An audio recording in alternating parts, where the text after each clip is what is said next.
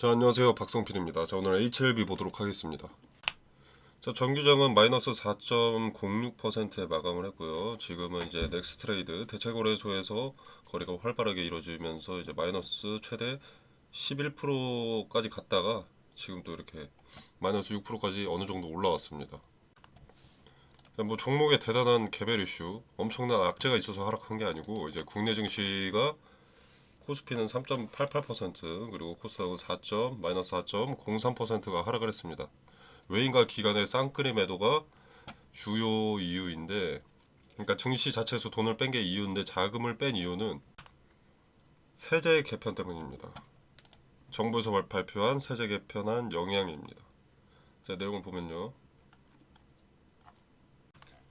자, 정부에서 주식 양도소득세 과세 대상인 대주주 기준을 50억에서 10억으로 낮췄습니다.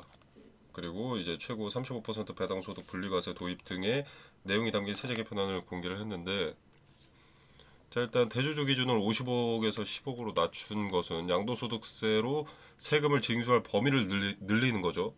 그러니까 세수를 늘리는 거죠. 쉽게 말해서 돈 많이 굴리는 뭐 외인과 기관이 빠져나가면서 지수가 떨어진 겁니다. 그리고 이 배당소득 분리과세 도입은 이제 주식 배당으로 번 돈을 다른 소득과 합치지 않고 따로 세금을 매긴다는 겁니다. 근로소득 같은 것과 합치지 않고 현행 최대 45%거든요. 세율이. 근데 이걸 35%로 낮춰서 현재보다 낮은 세율로 과세하겠다는 겁니다. 근데 이 부분은 이제 소득이 많은 사람들에게 혜택이 되는 거고요. 이 부분은 2천만 원 이하는 똑같습니다. 현행과 이제 개정된 개편안과. 아무튼 문제는 요겁니다. 55에서 15로 낮추는 거. 돈 많은 놈들이 피해가 되니까. 이제 돈 많은 놈들 분산 투자를 한다고 해도 대주주가 되어버리니까 기준이 55에서 10억으로 낮춰져서, 그럼 얘네 양도소득세 내야 되니까 종목마다. 그러니까 돈 많은 놈들의 일종의 시위라고 볼 수 있죠. 니네 우리한테 이따구로 하면 돈 뺀다, 증시 하락시킨다, 다시 개편해 와라, 뭐 이런 거죠. 자, 근데 개인적으로 세금을 더 걷어낼 정책을 이런 식으로 갖고 올 거면 세금으로 민생지원금 이딴 거나 하지 말았어야 됩니다. 참고로 돈 많은 부자들이 피해를 보게 되면 서민은 지옥이 됩니다. 주식시장은 부자들이 혜택이 좋아야 증시에 자금이 유입되면서 유동성이 활발해집니다. 증시나 종목의 주가를 컨트롤할 수 있는 것은 돈 많은 특정 집단들이고, 그들의 의도를 파악한 소수의 개인들이 그들의 계획에 편승해서 이익을 챙겨가는 것이기 때문에 이 세제 개편은 현 상황에서는 부정적인 이슈가 될 수밖에 없습니다. 자, 아무튼 그래서 이제 정부의 세제 개편안 때문에 증시가 폭락했고 그 영향을 받은 겁니다. 자, 이제 종목 개별 이슈로는 두 개가 있죠. 약업신문과 합병 철회. 글씨가 좀. 자, 일단 약업신문은 악의적인 연속 보도가 있었다라고 하죠. 1, 2, 3, 4편이 있습니다. 1편 뭐 실적이 전멸 수준이다. 순손실만 1488억. 벤처기업보다도 못한 R&D 연구개발 비용 투자. 중소기업만 49곳, 그중에서 32곳이 적자다. 이자도 못 갚았는데 빚만 5,941원이다. 자, 원래 제약바이오 섹터가 처음에 이익이 없습니다. 연구개발 비용으로 모든 자금을 소모하고 승인 이후 시판이 나게 되면 그때부터는 해당 약물에는 개발 비용이 전혀 들어가지 않는 거죠. 이미 개발이 완료가 됐으니까. 자, 그래서 개발 단계 때는 늘 적자였다가 흑자 전환하는 게 제약바이오 섹터 특징이고요. 자, 그래서 HLB 그룹에서 공지를 했습니다. 약업신문 HLB 그룹 관련 보도에 대한 입장. 자, 내용을 같이 보면은 이제 보도에 앞서서 당사의 사실 확인이나 반론 기회조차 제공하지 않고 보도를 해버렸습니다. 그리고 일부 내용은 뭐 사실이라고는 하지만 일부 내용은 또 사실과 다른 부분이 있었다.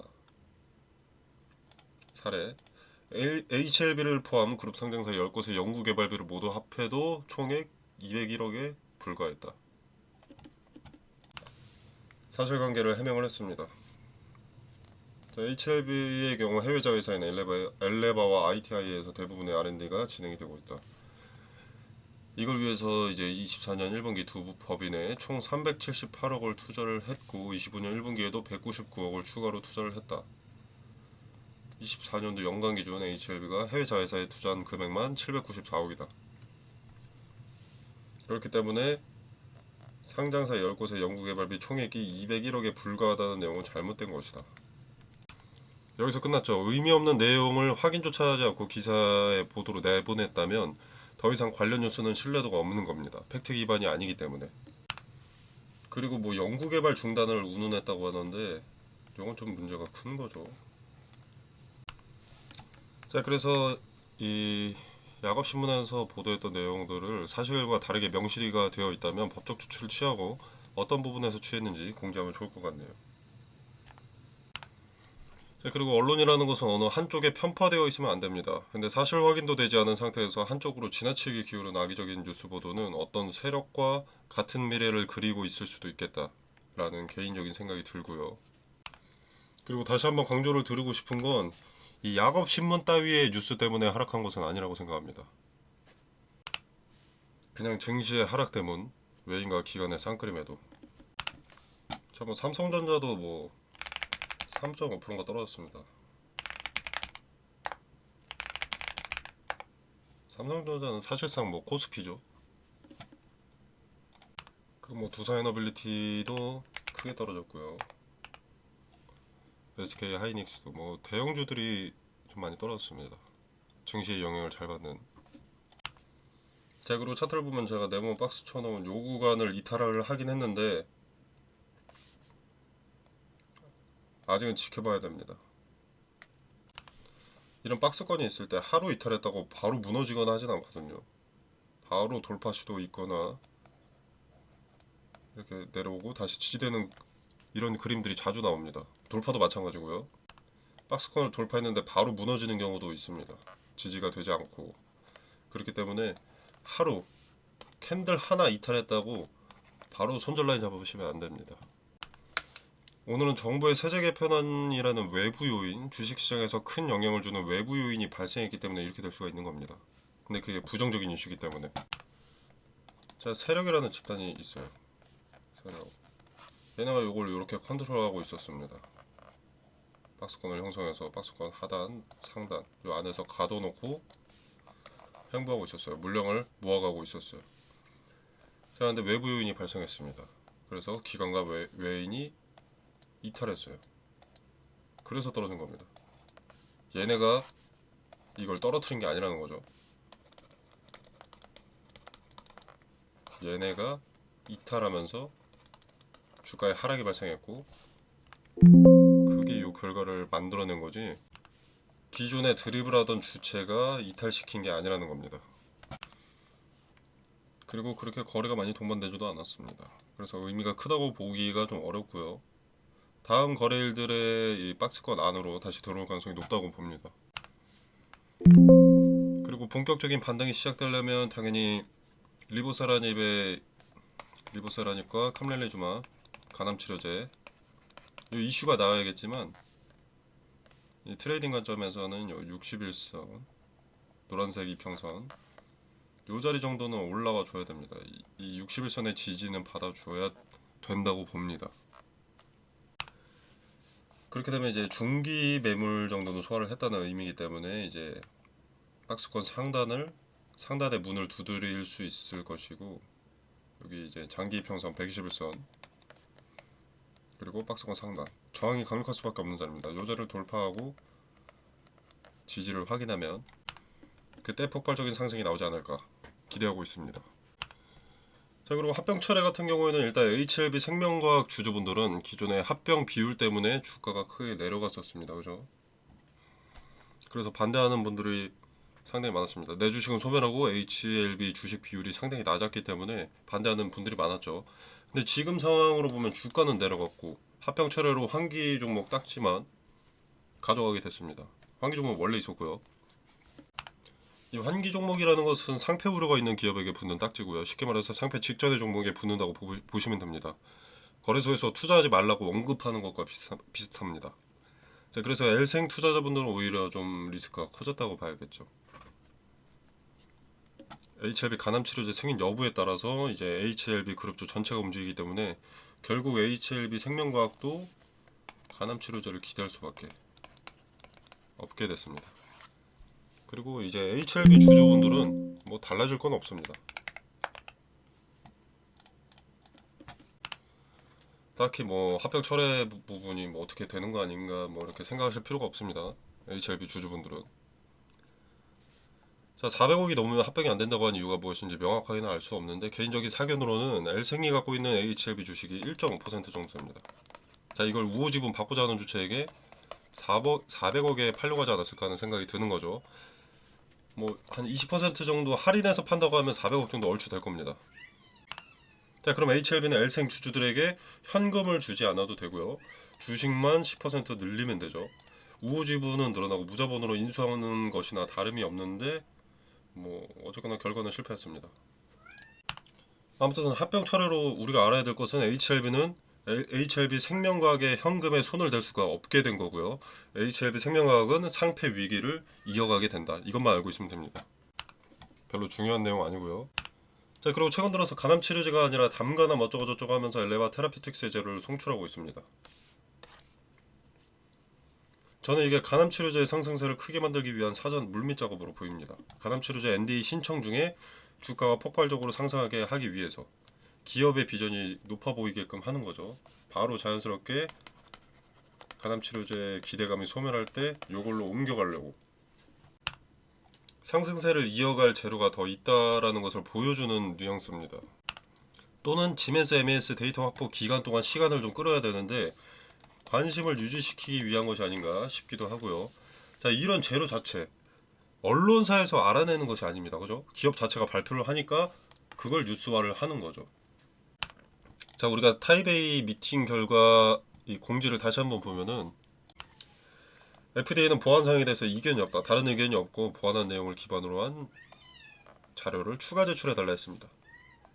자, 항서제약은 과거 620억을 들여서 지멘스 MES 시스템을 도입을 했죠. 그 요 자체 보완한 자체는 이견이 없는데 이런 자동화 시스템은 데이터가 축적되어야 됩니다. 데이터가 쌓여야 됩니다. 그러니까 너네 시스템 잘 바꿨어. 이견 없어. 근데 요 데이터는 필요하니까 그 데이터를 추가 제출해 달라고 요청을 했다는 겁니다. 제 생각입니다.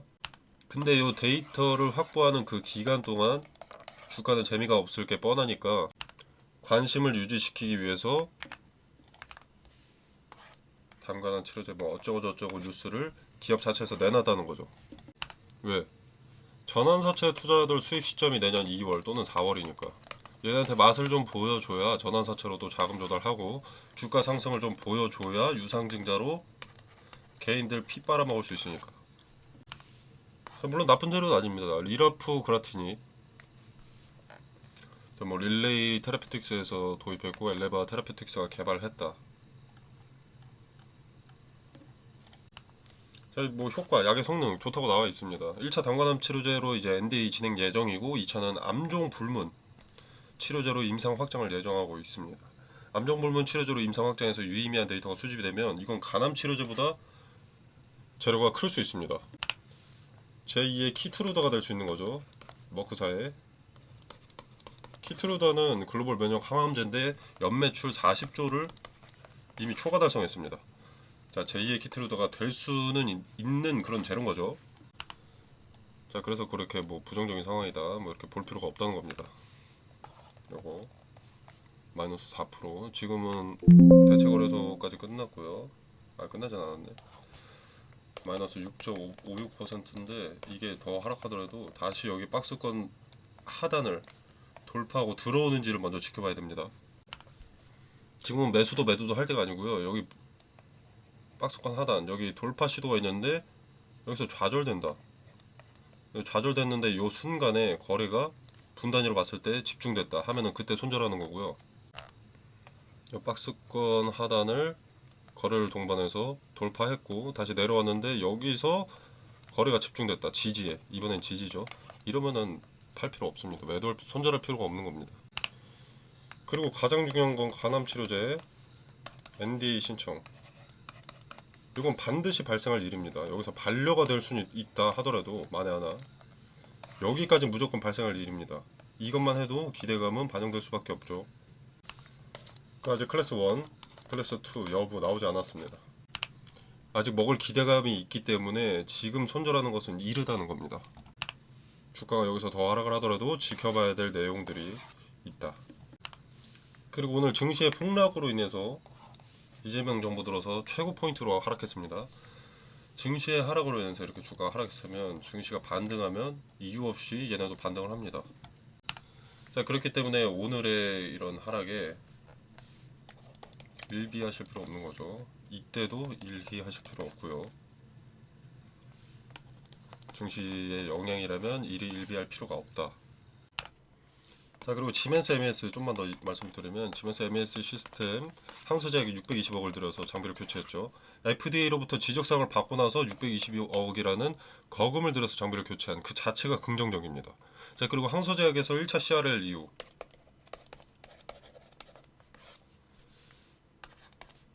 누굴 고용을 했습니다. FDA CMC 담당 출신을 고용을 했죠. 그리고 폼 483 이후로 FDA 출신에게 자문도 구했었고요. 자, 지멘스 MES 시스템은 FDA에서 인정하는 자동화 시스템이라고 합니다. 항소제약은 2024년 6월부터 지멘스 MES 시스템을 도입을 했고요. 통상 MES 시스템이 도입되는 데는 빨라야 1년이 지나야 한다고 합니다. 이제 막 1년 2개월 차쯤 접어들었고요. 25년 8월이니까. 그리고 아까 말씀드린 대로 최근 타이베이 미팅에서 FDA는 보안 사항에 대해서 추가 데이터를 제출할 것을 요구했죠. 자, 이게 데이터 무결성과 관련된 데이터에 대한 제출 요구고 MES 시스템 도입 후 데이터 무결성에 대한 더 많은 증거 자료를 보완 요구했다고 보는 게 타당해 보입니다. 자, 결론적으로 이제 항소제약이 큰 비용을 투자할 만큼 의지가 뚜렷하기 때문에 리보세라닙과 캄렐리주막 병용치료제는 통과될 가능성이 상당히 커 보입니다. 자, 근데 그렇다고 해서 물론 마냥 클래스 1이 확정일 것이다 이렇게 판단하기에는 이릅니다. FDA에서 추가 요구한 데이터가 무엇인지 확인을 해봐야 되고요. 그 요구한 것의 데이터 기간이 명시되어 있는지 확인을 해야 합니다. 만약 2개월치, 지금으로부터 2개월치를 뛰어넘는 데이터를 요구한다면 클래스 2가 될 수밖에 없겠죠. 자, HLB 관련된 정보, 소식, 분석, 공시, 그리고 트레이딩 관점에서의 매수 매도 타점과 근거 모두 텔레그램 방에서 디테일을 설명드리겠습니다.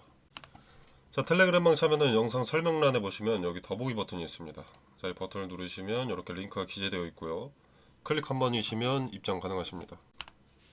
자, 이 공간 안에서 제공되는 정보 일체의 금전을 요구하지 않고요. 투자의 기준과 근거들을 설명드립니다. 자, 그리고 HLB 대응 이외에도 추천 종목을 언급을 드리는데 여러분이 뭘 사야 될지 모르겠다면 추천 종목도 한번 참고해 보셔도 좋을 것 같고요. 자, 그리고 여러분들 HTS에서 검색기 있잖아요. 자, 이게 인터넷에 종류가 상당히 많습니다. 그래서 뭘 적용하셔야 할지 많이들 헷갈리시던데 좀 쓸모있는 것들만 추려서 알려드리겠습니다. 당연히 만능은 아니고요. 쓸데없는 방대한 정보들을 제외하고 봐야 될 것에 집중할 수 있도록 추려놓은 검색기입니다. 자, 그리고 종목 추천에 있어서 왜인지는 모르겠는데 자꾸 시가매매 말씀하시는 분들이 많아서 추천드릴 예정인데, 자, 종목 찾고 계시는 분들 한번 확인해 보시면 되겠습니다. 수익률 뭐 30%, 50%, 100%, 200% 이런 거 아닙니다. 하루에 뭐 잘나면 3에서 5%, 정말 잘나면 한 10%뭐 이런 거고, 당연히 매번 수익 종목인 것도 아닙니다. 리스크 적은 종목으로 매매 연습하시면서 소소하게 용돈 챙기는 목적이 더 크고요. 당연히 무료 추천 주니까 부담 없이 지켜만 보셔도 상관이 없습니다. 여러 가지 투자에 도움이 되는 정보들을 공유하고 있으니까요. 한번 확인해 보시길 바라겠습니다. 자, 여러분의 투자에 도움이 되시길 바라면서 마무리하도록 하겠습니다. 감사합니다.